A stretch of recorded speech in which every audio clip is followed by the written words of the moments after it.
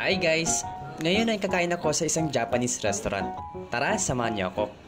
Habang nasa Makati ako ay syempre sinulit ko na. At isa sa aking go-to na puntahan, especially kapag nagugutom ako, ay ang Sukiya Japanese Restaurant na matatagpuan sa second floor ng Glorieta 2. Napakasarap dito at napaka-good ang service. Mostly ang menu nila ay nagre-revolve sa mga Japanese food na familiar tayo like gyudon, yakiniku, even curry, teriyaki at iba pa. Pero ang in-order ko ngayon ay unagi. Ito ang isa sa pinakamahal nila sa kanilang menu. Pero sulit na sulit dahil ito ay napakasarap. Ito ay rice bowl na may eel o unagi sa Japanese at may kasama na ring beef. Ang sarap nito guys. At ito ang dahilan kung bakit rin ako pabalik-balik sa Makati. Kung mayroon lang ito na malapit sa lugar namin sa Pangasinan, ay tiyak na mapapa-araw-araw ako dito kahit maubos pa ang pera ko. Napaka-savory ng kanyang flavor, malambot ang eel at complementary ang beef.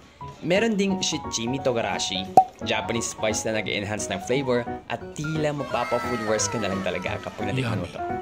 Bukod dito, nag-order pa ako ng 2 special egg nila dahil hindi siya included sa kinain ko.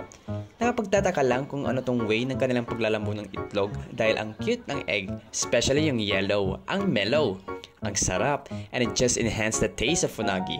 Ang sarap talaga. Kasama ko nga palang aking nanay at tatay at sila ay takam na takam sa kanilang orders. Nanay ko ay unagi rin at ang tatay ko ay beef gyudon naman. By the way, lahat ng appetite ay catered dahil mayroon silang small, medium at large orders depende sa kaya mo. Kung convenient lang talaga to sa akin ay araw-araw talaga akong babalik dito. By the way, hindi pala to sponsored ng Sukiya pero baka naman. Highly recommended guys if you're around Manila dahil sulit na sulit siya. At compared sa ibang restaurants, ang menu nila ay napaka-affordable. Yun lang guys for today's video. Ikaw, what other restaurants can you recommend here sa Manila? Comment below. Bye-bye!